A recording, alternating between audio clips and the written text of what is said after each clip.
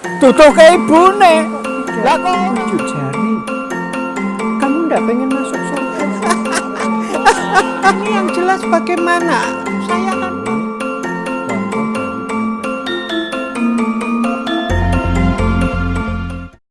Halo, sedulur Koplak Senusantara.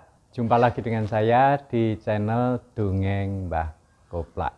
Pertama-tama terima kasih lo ya sudah pada dukung dan jadi pandemen Mbah Koplak dengan like, subscribe, komen, dan share. Dukungan Anda itu marahi saya jadi semangat banget untuk terus dongeng bagi Anda semua.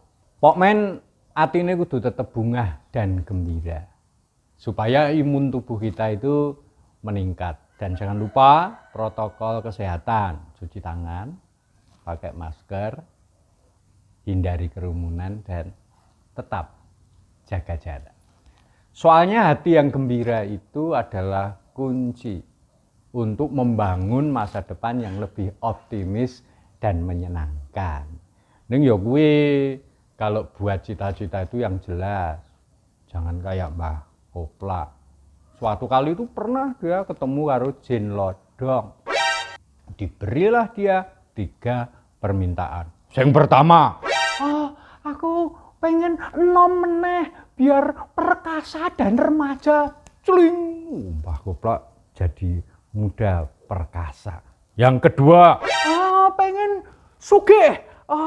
Duitnya akeh, omahe gede, omahe nganggo AC, mobile yo deret-deretan. Celing, Mbah Koplak jadi kaya raya. Yang ketiga, lamun Mbah Koplak sudah remaja, gagah perkasa, sugih meneh apa lagi?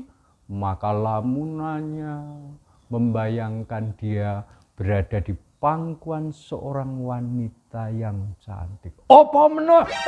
Pengen berada di antara paha wanita. Culing, Mbah Koplak jadi pembalut.